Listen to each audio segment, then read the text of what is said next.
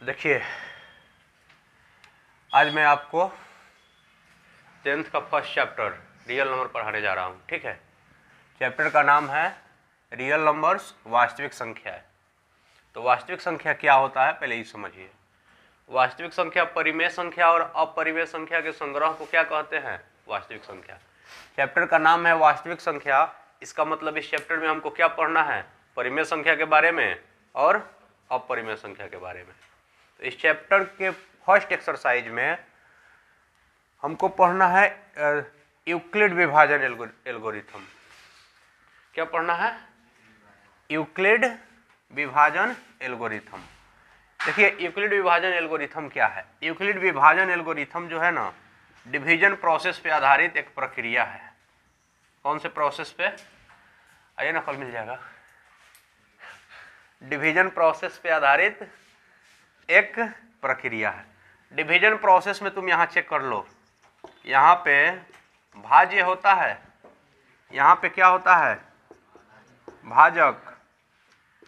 यहाँ पे क्या होता है भाई? यहाँ पे भागफल होता है और नीचे तुम्हारा शेषफल या शेष होता है।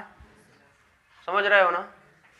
बस हम डायरेक्ट तुमको टॉपिक पे ले चल रहे हैं, उसके बाद जो इसका बेसिक होगा वो बताया जाएगा। अब भाज्य, भाज्य का तुम अंग्रेजी बताओ। डिविडेंड होता है, डिविडेंड। इसका डिवाइजर होता है ना, इसका क्वोशिएंट होता है और इसका क्या होता है?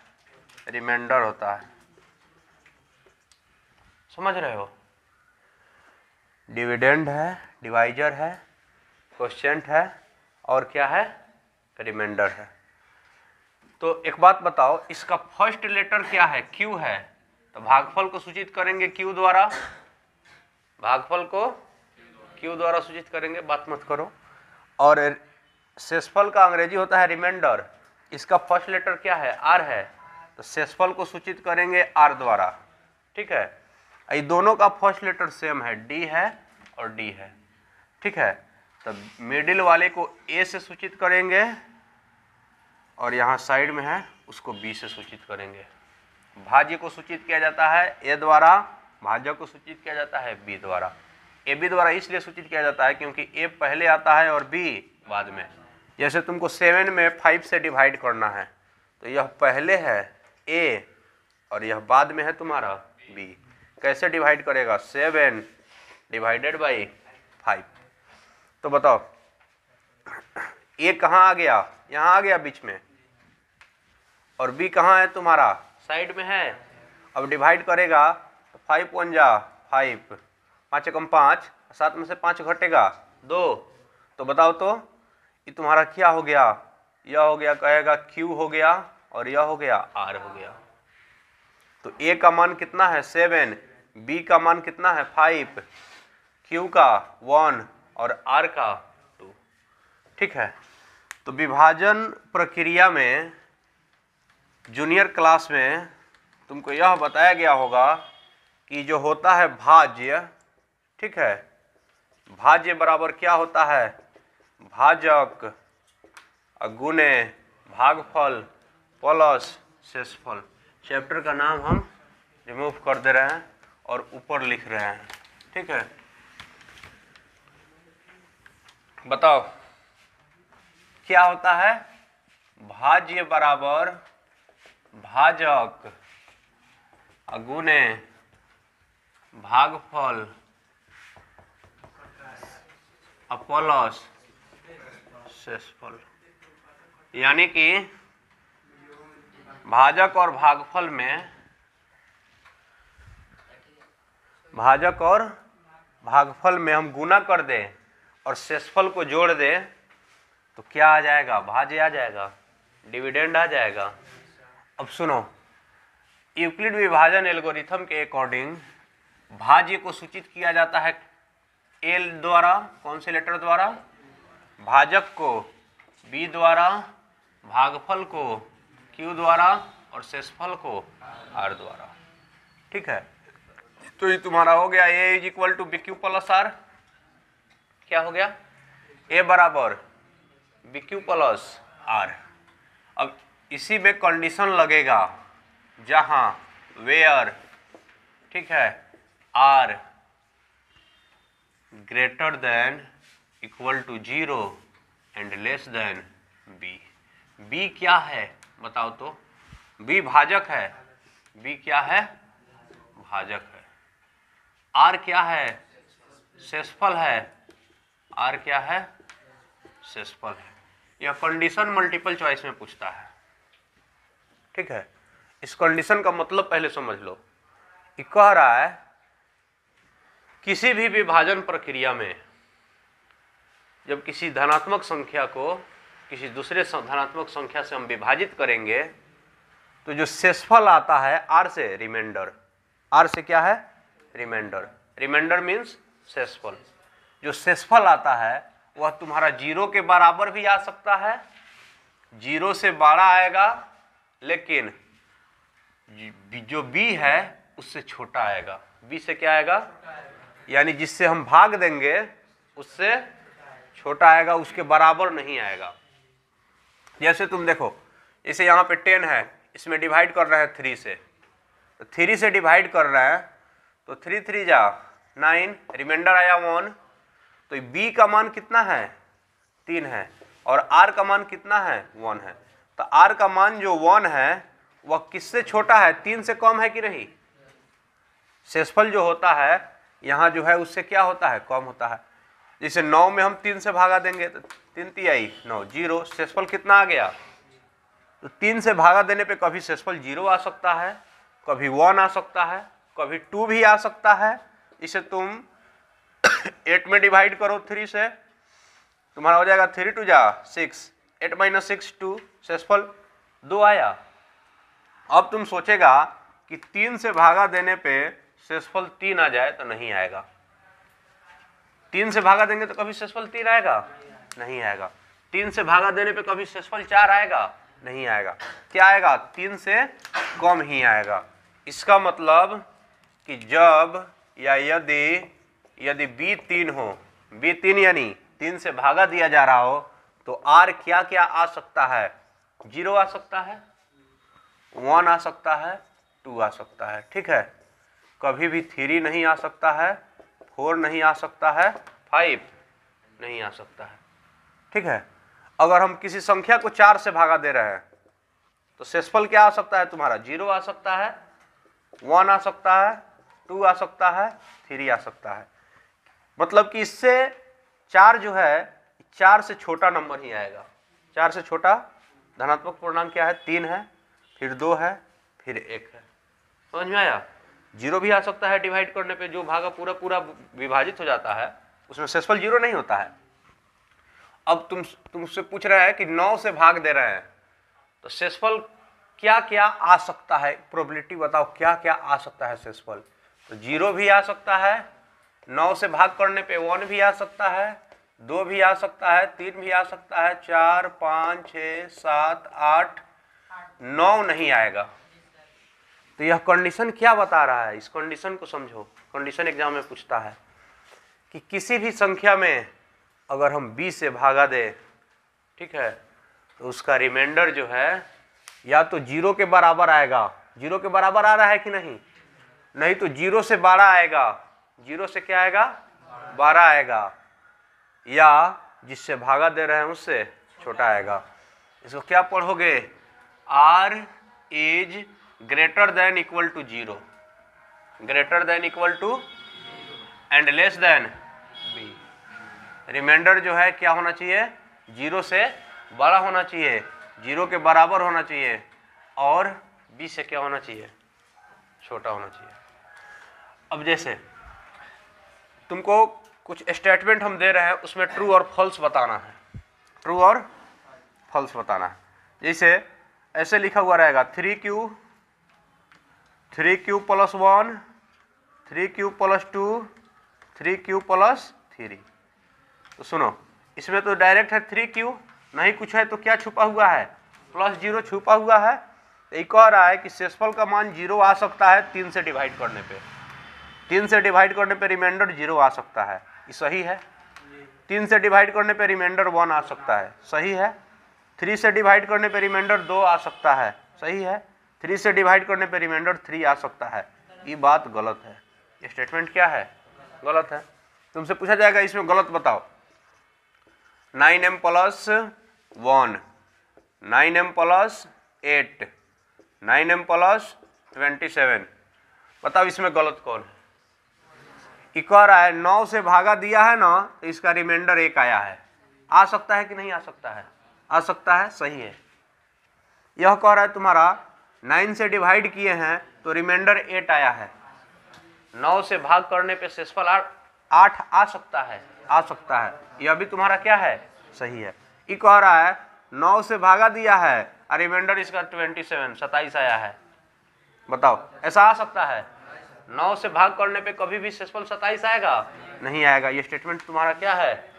गलत है। तो यूक्लिड विभाजन प्रमेय का किसे कहते हैं? तुम डायरेक्ट लिख लेना a = bq + r, जहां r > 0 and less than b को क्या कहते हैं? यूक्लिड विभाजन प्रमेय का कहते हैं। याद हो जाएगा?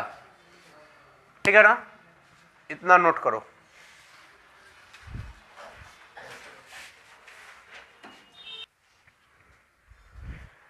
अब देखिए यूक्लिड डिवीजन एल्गोरिथम का क्वेश्चन है। क्वेश्चन का जो स्टेटमेंट है ये तो बहुत लंबा है, लेकिन साधारण भाषा में अगर पूछा जाए तो क्वेश्चन तुमसे पूछा जाएगा कि यूक्लिड विभाजन प्रमेय का a = bq + r के लिए शर्त है। कौन सा शर्त इसमें सही है? कौन सा कंडीशन इसका ट्रू है? कह रहा है Euclid division lemma states that for any positive integers a and b, Euclid division lemma किसी भी धनात्मक पूर्णांक a और b के लिए क्या बताता है? बताता है कि यदि अस्तित्व में हो there exist unique integers q and r, यदि q और r एक ऐसा अद्वितीय क्या हो? पूर्णांक हो जो a = bq + r की तरह हो, तो उसमें r क्या होगा? r का जो वैल्यू होगा इस चारों ऑप्शन में किस ऑप्शन को सेटिस्फाई करेगा? ठीक है, अभी तुमको बताया गया है a = bq + r, बताया गया था ना यूक्लिड डिवीजन एल्गोरिथम में। तो वहां पे कंडीशन क्या था? r > 0 and less than b। इसमें जो है r > 0, r क्या है? 0 से 12 ना है। जिसके तरफ नुकीला पार्ट रहता है वो छोटा रहता है, जिसके तरफ फैला हुआ रहता है वो बड़ा रहता है। तुम्हारा r 0 से बड़ा है, लेकिन किससे छोटा है? r की तरफ नुकीला b से छोटा है। 4 ऑप्शन है, चारों ऑप्शन में तुम देख लो कौन सा ऑप्शन इसका करेक्ट है। ये कह रहा है r का वैल्यू 1 से बड़ा होना चाहिए और b से छोटा होना चाहिए। गलत है। ठीक है, यह कह रहा है तुम्हारा कि जो r का वैल्यू है 0 से बड़ा होना चाहिए और क्या कह रहा है? b से छोटा और b के बराबर भी होना चाहिए। इसका मतलब है कि 3 से भागा देने पर शेषफल 3 आ सकता है। यह स्टेटमेंट कह रहा है। आ सकता है वैसा? नहीं, यह स्टेटमेंट तुम्हारा क्या है? गलत है। यह कह रहा है कि जो r है, ठीक है, इसका वैल्यू r से रिमाइंडर, रिमाइंडर मीन्स शेषफल, शेषफल का वैल्यू 0 के क्या होना चाहिए? बराबर होना चाहिए और 0 से 12 भी होना चाहिए। कौन? r 12 है किससे? 0 से। और इधर से कह रहा है कि b से क्या होना चाहिए? छोटा। b यानी डिवाइजर जिससे भाग दे रहे हैं हम, उससे छोटा होना चाहिए। यह सही है भाई, सही है ना? ये कह रहा है कि r 0 से 12 होना चाहिए, ठीक है, लेकिन b से क्या होना चाहिए? छोटा होना चाहिए। केवल 0 से 12 कह रहा है, 0 के बराबर यानी इसमें 0 को छोड़ दिया। ये कह रहा है कि शेषफल 0 नहीं आता है। क्या कह रहा है? कि शेषफल 0 नहीं आता है, 0 से हमेशा बड़ा आता है। शेषफल 0 आता है कि नहीं आता है? आता है। यह ऑप्शन कह रहा है कि शेषफल 0 आता ही नहीं है। यह ऑप्शन तुम्हारा क्या है? गलत है। यह तो कह रहा है कि शेषफल 1 से बड़ा नंबर आएगा, 1 भी नहीं आता है। ये कह रहा है ना 0 आएगा ना 1 आएगा। यह ऑप्शन कह रहा है 2 आएगा, 3 आएगा, 4 आएगा, 5 आएगा। ऐसे होगा? नहीं होगा। तो तुम्हारा कौन सा ऑप्शन करेक्ट है? r > 0 and less than B, यह वाला ऑप्शन अपना करेक्ट है। तो बिहार बोर्ड में साधारण सी क्वेश्चन पूछेगा कि यूक्लिड विभाजन प्रमेय का a बराबर BQ प्लस R के लिए सत्य है। तुम्हारा इतना लंबा क्वेश्चन नहीं पूछेगा। क्या पूछेगा कि यूक्लिड विभाजन प्रमेय का क्या होता है भाई?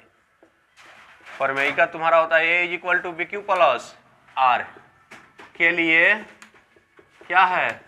सत्य है। क्या सत्य है बताओ अब? यही R is greater than equal to 0 and less than B, ठीक है ना? ठीक। अब देखिए ये जो यूक्लिड डिवीजन एल्गोरिथम पढ़ाया गया है a बराबर BQ प्लस R पढ़ाया गया है ना, उसमें क्या होता है R greater than equal to 0 and less than B, पूरे यूक्लिड डिवीजन एल्गोरिथम की सहायता से क्या निकाला जाता है? दो धनात्मक पूर्णांकों का HCF निकाला जाता है। क्या निकाला जाता है? दो धनात्मक पूर्णांकों का HCF। HCF मतलब महत्तम समअपवर्तक, समझ रहे हो? HCF। अब बताओ इसका फुल फॉर्म तो जानते ही हो, क्या होता है? हाईएस्ट कॉमन फैक्टर, यही ना फुल फॉर्म होता है। अब देखो इसका HCF निकालना है कौन से मेथड से? यूक्लिड डिवीजन एल्गोरिथम से। तो इसमें क्या करेंगे?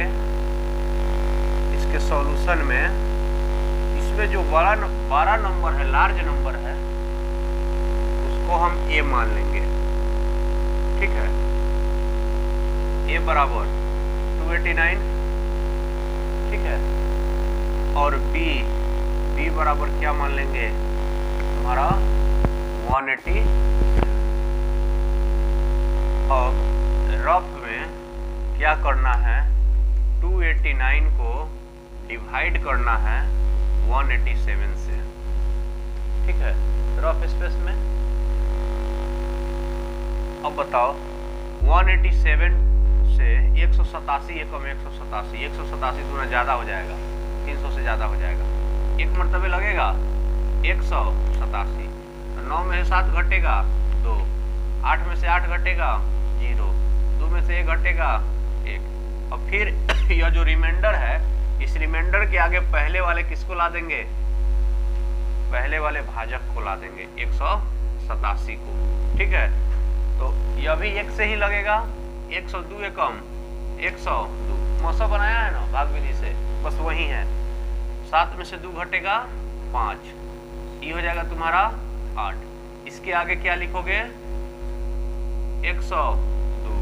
अब बताओ 85 एकम 85, 102 में से 85 घटाओ तो 17 आएगा।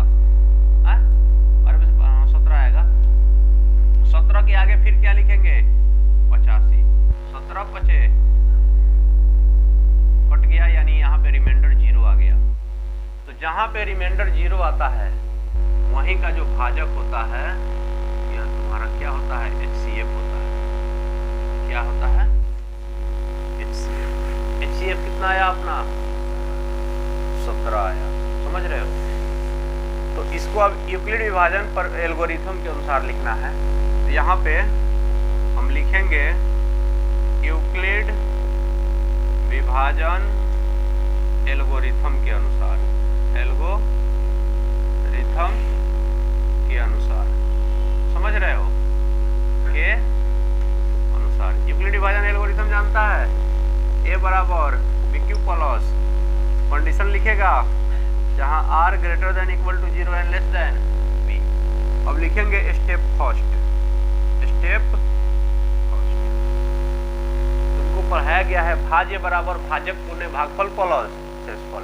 स्टेप फर्स्ट में ही पहिलका लो कि भाज्य है 289 बराबर 187 गुने 1 प्लस 102, 187 गुने 1 प्लस 102। बताओ तो a बराबर BQ प्लस R के रूप का है ना? a is equal to BQ plus R के रूप का है। यहाँ पे भागा दिया जा रहा है 187 से। देखो ना ये ए है, ये बी क्यू प्लस आर है। भागा किससे दिया जा रहा है? 187 से। तो भागफल कितना आया है? 1। शेषफल कितना आया है? 102। सेटिस्फाई कर रहा है इस कंडीशन को, कर रहा है, क्योंकि शेषफल का मान 102 है जो कि 187 से कम है। 187 से कम है ना। ऐसे रफ करके बनाएगा, बहुत आसानी से बन जाएगा। पहले भाग विधि से उसको रफ में बना लेना है। अब बताओ, अब सेकेंड स्टेप 2 लिखेंगे। सेकेंड स्टेप बताओ तो। सेकेंड में भाज्य क्या है? 187। क्या लिखेगा? 187 बराबर भाजक 102 गुने भागफल 1 प्लस शेषफल 85। क्या लिखेगा? 102 गुने 1 प्लस 85। यह भी ए बराबर बी क्यू प्लस आर को सेटिस्फाई कर रहा है। इसमें हम 102 से भाग कर रहे हैं, शेषफल कितना आ रहा है? 85। इससे कम है ना। ठीक है, फिर क्या लिखेंगे?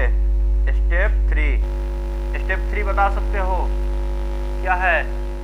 102 है तो क्या लिखेगा? 102 is equal to 85 into 1 plus remainder कितना आया था? 17 आया था। आया था। अब कितना लिखेगा? अब लिखेंगे स्टेप 4 में 85।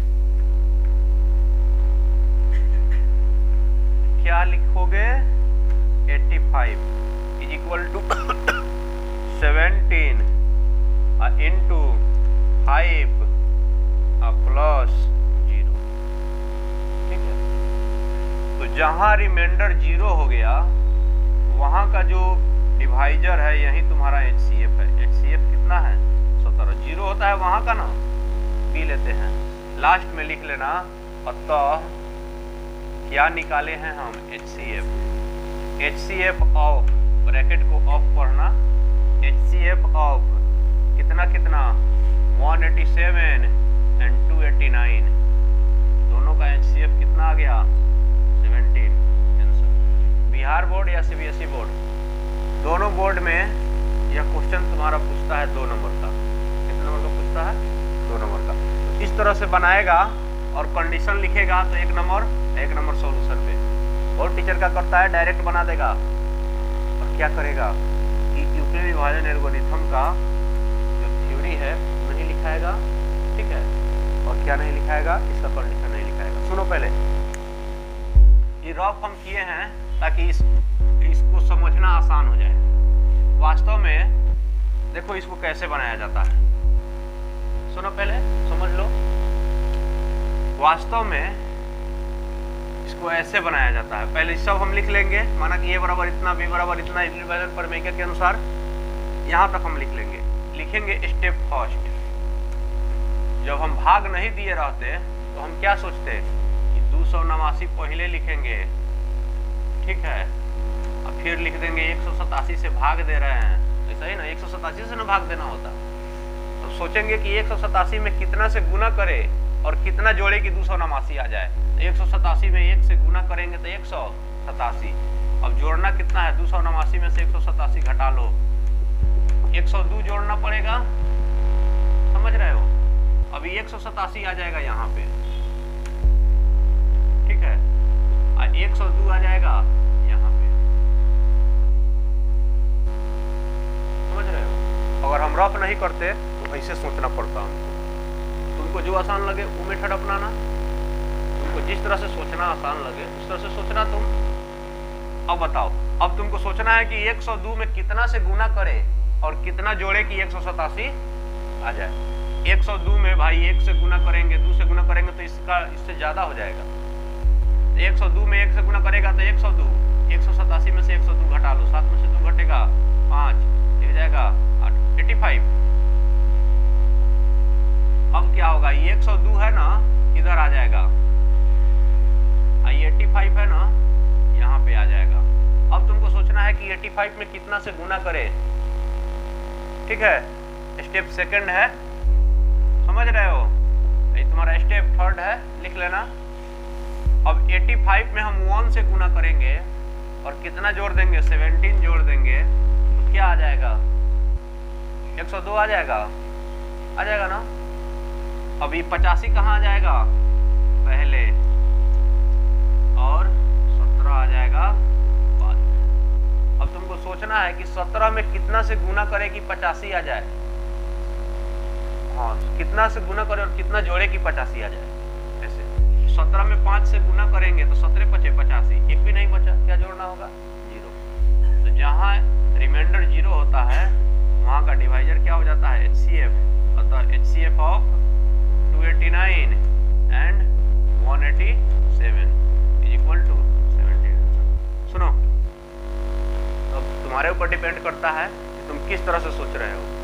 तुम क्या कर सकते हो, रफ में भाग विधि से बना सकते हो और उसको इधर स्टेप बाय स्टेप लिख सकते हो, या अगर भाग विधि से नहीं बनाएगा तो इस तरह से तुमको सोचना होगा कितना से गुना करे और कितना जोड़े कि यह नंबर आ जाए। ठीक है, तो दोनों में जो विधि तुमको अच्छा लगे वही अपना बना लेना। 2 नंबर में पूछता है,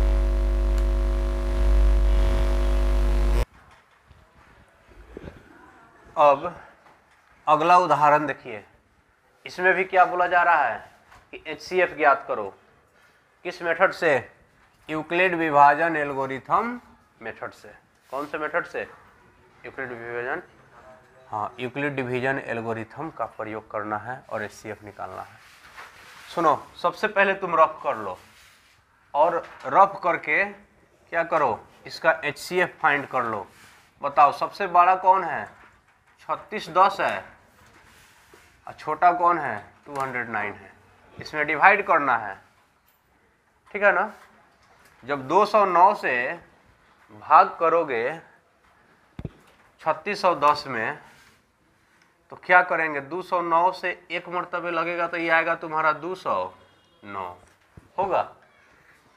अब घटाओ तो 11 में से 9 घटाओ तो 2 आ जाएगा। ये इसमें से एक लाइन लिए हैं तो ये हो गया है 5 ना, 6 हो गया है 5, 5 - 0 तुम्हारा क्या हो जाएगा? 5। हाँ, अब यह तो 3 है, 3 - 2 1। अब सुनो, कितना लड़का क्या करता है, 152 के आगे ला देगा अब 209। ऐसे नहीं बनाना है, ठीक है? अभी तक रिमाइंडर इसका नहीं आया, समझ रहे हो? रिमाइंडर आएगा तभी हम बनाएंगे। जैसे ही घट के ना आया है 152, एक अंक इसमें बाकी है कि ना? सभी अंक को शामिल होना जरूरी है। अब 0 इसमें आएगा तो हो गया तुम्हारा कितना? 1520। तो हमको लग रहा है 7 से लगेगा। 7 से चेक करो तो 2 7 1400, 2 8 1600 ज़्यादा ना हो जाएगा? अब बताओ 7 से लगाएगा तो 7 9 63 और 7 2 14, 1463 आया, ठीक है? अब माइनस करो, 10 में से 3 घटेगा 7, ये हो जाएगा 1, 1 में से 6 नहीं घटेगा, 1 नहीं लेगा 11, 11 में 6 घटेगा 5, ये हो जाएगा तुम्हारा कितना? 4 से 4 कैंसिल, 1 से 1 कैंसिल, 57 आया। 57 के आगे ना 209 रखेंगे, समझ रहे हो? ऐसा नहीं कि भागा तुम्हारा कंप्लीट ना हुआ हो और यहाँ पे जो घटा के लाया है उसी के आगे तुम रख दो विभाजक को, वैसे नहीं करना है। ये जो भाज्य है, भाज्य का प्रत्येक अंक शामिल हो जाएगा भागा में, उसके बाद ही जो शेषफल आएगा उसके बाद हम भाजक को रखेंगे आगे, ठीक है? समझ में आया? अब देखो 57 से तुम क्या करो, डिवाइड करो 209 में, तो 209 ना है तो 50 चौका 200, ठीक है? 4 से ज्यादा हो जाएगा, 7 भी तो है, 3 से लगा रहे हैं, ज्यादा हो जाएगा। अब 3 से लगाएगा, देखो तो 3 सते 21, हाथ में 2, 3 पचे 15 और 2 17 होगा। अब देखो 9 में से 1 घटेगा 8, आई हो जाएगा 20 में 17 घटेगा 3, डायरेक्ट घटा दिए, 38 आया। अब 38 के आगे क्या रखोगे? 57। ये क्या कहाँ करेंगे हम? रफ में, ठीक है? अब बताओ 38 से कम 38, 57 में से 38 घटाओ, 17 में से 8 घटेगा 9, 4 में 3 19, 19 के आगे क्या आएगा? 38, 19 दूना 38, शेषफल 0 आ गया। तो HCF अपना कितना है? 19। अब देखो इसका सॉल्यूशन जब लिखेंगे तो सॉल्यूशन आसान है। मान लेना कि माना कि जो बड़ा नंबर है उसको a मान लो 3600 और जो छोटा नंबर है उसको क्या मान लो b 209। क्या लिखेगा? किसका प्रयोग करने के लिए कह रहा है? यूक्लिड विभाजन एल्गोरिथम का, एल्गोरिथम से के अनुसार, यूक्लिड डिवीजन एल्गोरिथम के अनुसार फॉर्मूला जानते हो क्या होता है? a equal to B Q plus R. Condition लिखना जरूरी है, वेयर जहां r greater than equal to 0 and less than क्या होगा, यही ना कंडीशन है। यह कंडीशन तुम्हारा ऑब्जेक्टिव में पूछा जाता है, समझ रहे हो? अब क्या लिखो? स्टेप फर्स्ट, स्टेप फर्स्ट तुमको मालूम है भाज्य बराबर भाजक गुने भागफल प्लस शेषफल। क्या लिखेगा? फर्स्ट स्टेप में है 3610, तो 3610 में बराबर क्या लिखेंगे? 209। कितना से गुना करे और कितना जोड़े कि इतना आ जाए, तो 17 से गुना करेंगे। कितना से? 17 से। और क्या जोड़ना होगा? 57 जोड़ना होगा। रिमाइंडर यहाँ ना है भाई, 57 ना जोड़ना होगा। ये पहिल का स्टेप का भागा यहाँ तक है, दूसरी का स्टेप का भागा यह है, 209 ना है। देखो यही पहले आ जाएगा, उससे भी। स्टेप सेकंड में क्या लिखोगे? 209 बराबर क्या होगा? 57 गुने 3 प्लस 38। 57 गुने 3 प्लस, अच्छा ये 57 आ गया कि नहीं? यहाँ पे आ गया ना। अब देखो 57 पहले आ जाएगा, 38 कहाँ आ जाएगा? बाद में। तुम देख लो थर्ड स्टेप में 57 है, तो स्टेप 3 लिखोगे। स्टेप 3 में क्या लिखोगे? 57 इज इक्वल टू 38 आ रहा है ना, इंटू 1 प्लस 19। अब क्या आ जाएगा? 38 पहले आ जाएगा और 19 बाद में। 38 आएगा ना पहले। स्टेप 4 क्या लिखोगे? अच्छा, इसमें से जो प्रत्येक स्टेटमेंट है सभी क्या कर रहा है? यूक्लिड डिवीजन एल्गोरिथम को सेटिस्फाई कर रहा है, उसको संतुष्ट कर रहा है ना। अब तुम देखो फोर्थ स्टेप है तुम्हारा 38, 38 बराबर क्या लिखेगा? 19 गुने 2 प्लस 0। लास्ट में क्या लिखोगे? अतः HCF ना निकाल रहे हो, किसका किसका? 209 and 3610 is equal to 19 answer. ऐसे अगर बना दोगे तुमको कितना मिल जाएगा? 2 नंबर मिल जाएगा। ये हर साल पूछता है, बिहार बोर्ड में हर साल पूछता है। कितना आसान है, ठीक है। समझो कि तुमको 2 नंबर मिल गया। अब किसी भी तरह का इसमें HCF पूछेगा, यूक्लिड डिवीजन एल्गोरिथम के प्रयोग करके कहेगा कि उसका यूज करो और बनाओ, तो बना लेगा, ठीक है। अब देखिए NCERT का यह एक क्लास 10th का चैप्टर 1 का एग्जाम्पल क्वेश्चन है, रियल नंबर का एग्जाम्पल वाला क्वेश्चन है, जो यूक्लिड डिवीजन एल्गोरिथम पे आधारित है, ठीक है। इसमें कह रहा है कि दर्शाओ कि प्रत्येक धनात्मक सम पूर्णांक 2q के रूप का होता है। जो सम संख्या है वह किसके रूप का कह रहा है? 2q का सम संख्या, समझ रहे हो। और जो विषम संख्या है उसको कह रहा है 2q + 1 के रूप का होता है। इसको तुम क्या करो? दर्शाओ, वेरीफाई करना है इसको, समझ रहे हो। अब देखो सम संख्या तुम जान रहे हो क्या होता है? 2, 4, 6, 8, 10, 12, 14, 16, यही ना सम संख्या होता है। विषम संख्या जानते हो? 1, 3, 5, 7, 9, 11, 13। मतलब कि जो 2 का गुणज है उसको सम संख्या कहते हैं, और जो 2 का गुणज नहीं है, ठीक है, उसे क्या कहते हैं? विषम संख्या। सम संख्या किसे कहते हैं? वैसी संख्या जो 2 से पूर्ण या तभी विभक्त हो जाए, या वैसा धनात्मक पूर्णांक जो 2 का क्या हो? गुणज हो, उसे क्या कहते हैं? सम संख्या। विषम संख्या वैसा धनात्मक पूर्णांक जो 2 से पूर्ण या तब विभाजित नहीं हो, उसे विषम संख्या कहते हैं, या वैसा धनात्मक पूर्णांक जो 2 का गुणज नहीं हो उसे क्या कहोगे? विषम संख्या।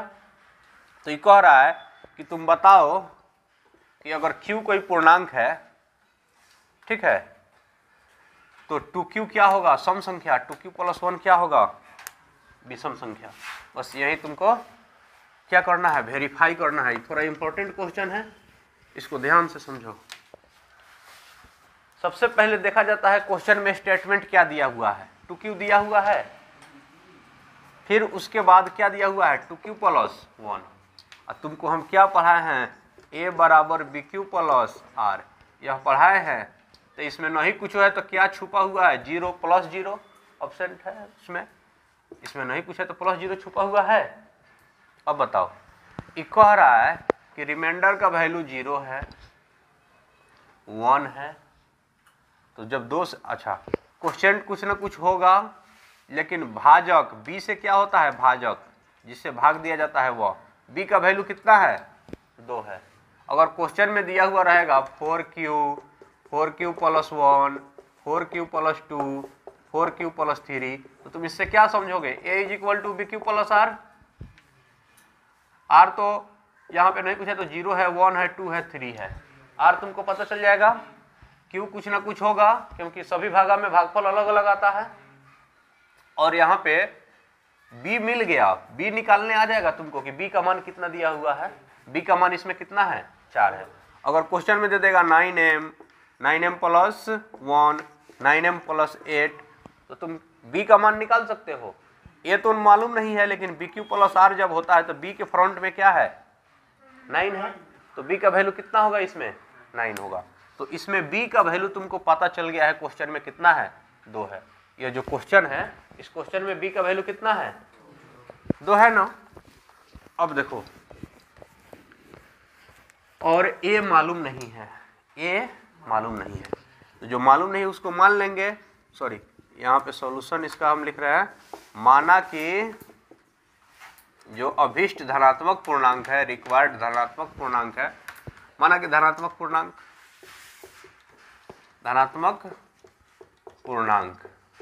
= a, क्योंकि कह रहा है दर्शाइए कि प्रत्येक धनात्मक सम पूर्णांक 2q के रूप का होता है तथा प्रत्येक धनात्मक विषम पूर्णांक 2q + 1 के रूप का होता है। ये हमको प्रूफ करके बताना है। मान लिया कि धनात्मक पूर्णांक क्या है? a है, और उसी धनात्मक में सम भी होता है और विषम भी होता है। इसे धनात्मक पूर्णांक 1 2 3 4 5 6 7 8 9 10, ये क्या है? तुम्हारा धनात्मक पूर्णांक है। इसी में ना सम विषम है, तो इसी में से क्या निकालना है तुमको? सम भी निकालना है और विषम भी निकालना है। तो धनात्मक पूर्णांक हम क्या मान लिए? a मान लिए। समझ रहे हो? अब लिखेंगे, कह रहा है यूक्लिड विभाजन प्रमेयिका के आधार से इसको प्रूफ करना है। यहाँ पे लिखेंगे क्या? यूक्लिड विभाजन प्रमेयिका के अनुसार। किसके अनुसार? यूक्लिड विभाजन प्रमेयिका। जानते हो क्या होता है? a = bq +, जानता है ना? जहां क्या लिखेगा? r > 0 and b। अब इसमें b का वैल्यू कितना मिल रहा है? चूंकि b का वैल्यू क्वेश्चन में कितना है? 2 है, इसीलिए r का वैल्यू कितना होगा? या तो 0 आएगा ना तो 1 आएगा। 2 लिखेंगे हम? नहीं लिखेंगे। समझ रहे हो? 2 से भाग दे रहे हैं तो r 0 नहीं तो 1 आएगा। अगर b का मान 3 आता तो r का मान क्या आता? 0 1 2 3 नहीं ना लिखते। अगर b का मान 4 आता तो r कितना आता? 0 1 2 3। अगर b का मान 9 रहता तो r कितना लिखता? बताओ तो। 0 1 2 3 4 5 6 7 8 9 नहीं ना लिखेंगे, जितना है उससे कम। तो यहाँ पे b का वैल्यू क्वेश्चन में क्या दिया हुआ है? 2 दिया हुआ है। अब लिखेंगे जब r बराबर क्या हो? जब r बराबर 0 हो तब सब r का आप प्रयोग करेंगे। समझ रहे हो? r बराबर क्या हो तब? 0 हो तब। ए बराबर बी क्यू प्लस आर होता है, तो ए बराबर बी का मान 2, क्यू प्लस आर का मान 0। तो ए बराबर क्या आ गया, 2q आ गया, 2q आया है ना। कह रहा है q कोई पूर्णांक है, पूर्णांक रख के देखो तो q लग 1 रखेगा तो 2 एकम 2, पूर्णांक संख्या रख के चेक करो, 2 रखेगा तो 2 दूना 4, 3 रखेगा तो 2 तिहाई 6। अब अगर तुम 4 रखोगे तो 2 चौके 8, 5 रखोगे तो 2 पचे 10, यानी कि केवल सम संख्या दे रहा है कि विषम संख्या दे रहा है, सम संख्या।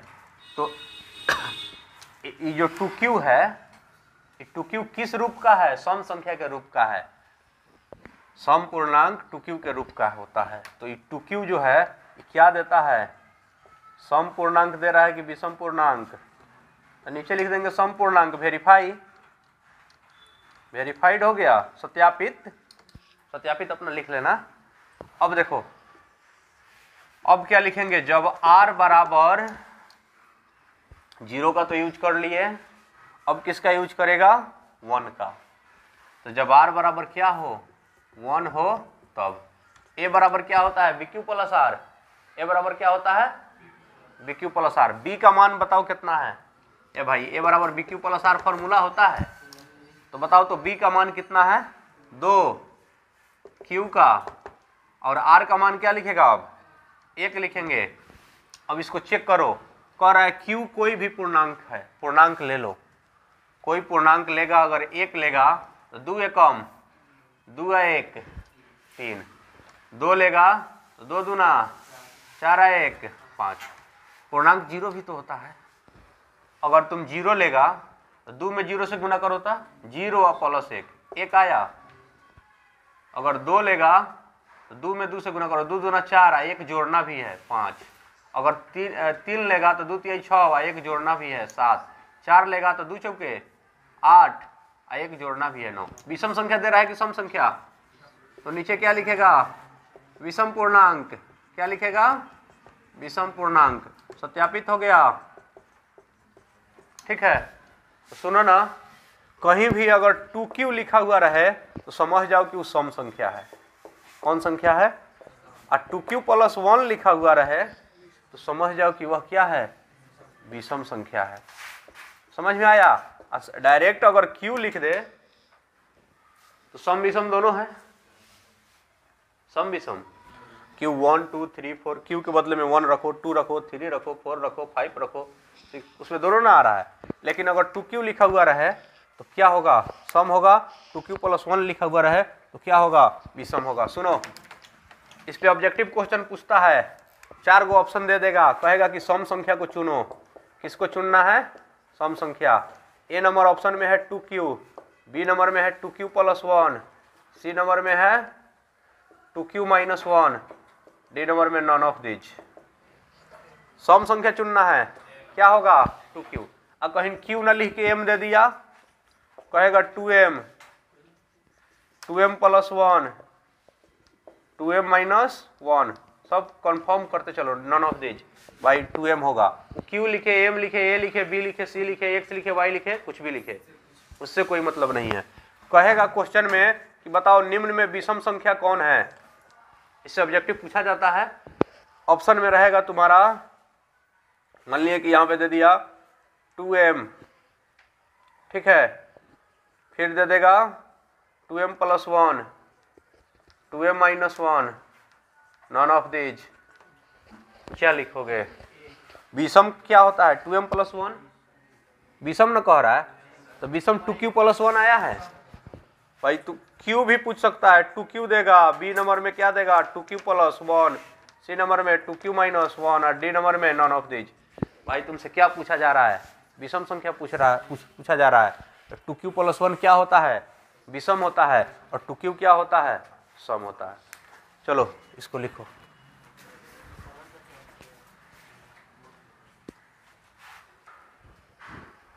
देखो क्वेश्चन क्या कह रहा है, सेम टू सेम उसी टाइप का क्वेश्चन है। दर्शाइए कि एक धनात्मक विषम पूर्णांक 4q प्लस 1 या 4q प्लस 3 के रूप का होता है। बताना है कि विषम संख्या 4q प्लस 1 के रूप का भी हो सकता है और 4q प्लस 3 के रूप का भी हो सकता है। लेकिन विषम संख्या का बेसिक क्या था? विषम का तुम्हारा बेसिक था 2q प्लस 1, चाहे 2m प्लस 1, चाहे 2r प्लस, कुछ कोई भी नंबर लिखो, यही ना। विषम इसको भी कह रहा है कि बताओ कि यह क्या है, विषम संख्या है। तो सुनो, सबसे पहले क्या लिखना, 4q plus 1, 4q plus 3, a बराबर bq प्लस r होता है। अब इसमें b का वैल्यू तुमको क्वेश्चन से पता चल गया। अरे b का वैल्यू कितना है, 4 है ना, है b का वैल्यू पता चल गया, हिसाब बन गया। अब देखो क्या लिखोगे, तुमको तो मालूम नहीं है धनात्मक पूर्णांक क्या है, तो मान लेंगे कि माना कि धनात्मक पूर्णांक इज इक्वल टू क्या, ए मान लेंगे। सेम टू सेम उसी के जैसा स्टेटमेंट इसका भी है। क्या लिखोगे, यूक्लिड विभाजन प्रमेयिका के अनुसार, जानते हो यूक्लिड विभाजन प्रमेयिका का सूत्र क्या होता है, फॉर्मूला क्या होता है, a बराबर bq प्लस r, यही ना होता है। अब बताओ कंडीशन जानते हो, इसका कंडीशन जानते हो क्या होता है, r greater than equal to 0 and less than b। चूंकि क्वेश्चन में b का मान कितना है बताओ तो, b का मान है 4। अगर 9m प्लस 1 9m प्लस 8 लिखा हुआ रहता तो b का मान कितना रहता, 9 रहता। तो इसमें तुम्हारा b का मान 4 है, तो इसीलिए r का मान 0 हो सकता है। अब हाँ, इसको सेटिस्फाइड करेगा, 1 हो सकता है, 2 हो सकता है, 3 हो सकता है, 4 नहीं होगा, b से कम होगा। समझ रहे हो। अब क्या लिखेंगे, जब r बराबर 0 हो तब a बराबर फॉर्मूला bq प्लस r होता है। b के मान बताओ 4, q r का मान बताओ तो 0 रखना है। 4q में 0 जोड़ेंगे तो क्या आ जाएगा, 4q। अब कह रहा है, सुनो पहले यहीं पे चेक कर लो, क्वेश्चन कह रहा है q एक पूर्णांक है, पूर्णांक रख के चेक करो। 0 रखेगा 4 में 0 से गुना करेगा 0, 1 रखेगा 4 एकम, 2 रखेगा 4 दूना, 3 रखेगा 4 तिहाई।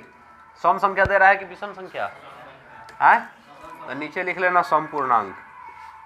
क्या दे रहा है भाई, सम संख्या दे रहा है ना, है असहमत। r बराबर 0 हम चेक कर लिए। अब क्या चेक करेंगे, 1। जब r बराबर क्या हो, 1 हो तब लिखेगा इसे। क्या लिखोगे, a is equal to bq plus r होगा। b का वैल्यू बताओ, 4, q प्लस r का वैल्यू बताओ। r का वैल्यू कितना है तुम्हारा, 1 है। तो बताओ तो, अब इसको यहीं पे चेक कर लो। q का वैल्यू अगर 1 रखेंगे, 4 एकम 4 है 1 5। q का वैल्यू अगर 2 रखेंगे, यहाँ बोरा भेजने लगा, 2 रखेंगे, अच्छा 1 रखेंगे तो 5 आया है, 2 रखेंगे तो 4 दूना 8 है 1 9, 3 रखेंगे तो 4 3 12 है 1 13। मतलब कि केवल विषम संख्या ना दे रहा है, तो इसमें क्या लिखेगा, विषम पूर्णांक। क्या लिखोगे, विषम पूर्णांक। जब r बराबर क्या, 1 तो हो गया, 2 को भी चेक करना है। a बराबर तुम्हारा 4q प्लस 2 हो जाएगा। अब तुम चेक करोगे तो सम पूर्णांक देगा। 1 रखो, 4 एकम 4 आ 2 6, 2 रखो, 4 दूना 8 आ 2 10। 10 क्या है, सम है कि विषम। q के बदले में 1 2 3 4 5 6 7 8 ऐसे नंबर रख के चेक करना। क्या दे रहा है, सम पूर्णांक दे रहा है। क्या दे रहा है, सम पूर्णांक। भाई तुम्हारा 2 पे चेक हो गया। अब चेक करेंगे जब r बराबर क्या हो, 3 हो तब a बराबर क्या होगा, bq प्लस, तो a बराबर b का मान है 4q प्लस r का वैल्यू यहाँ पे रखो 1, 4 एकम 4 3 7 आया, 2 रखो, 4 दूना 8 3 11। सम आ रहा है कि विषम, नीचे क्या लिखेगा,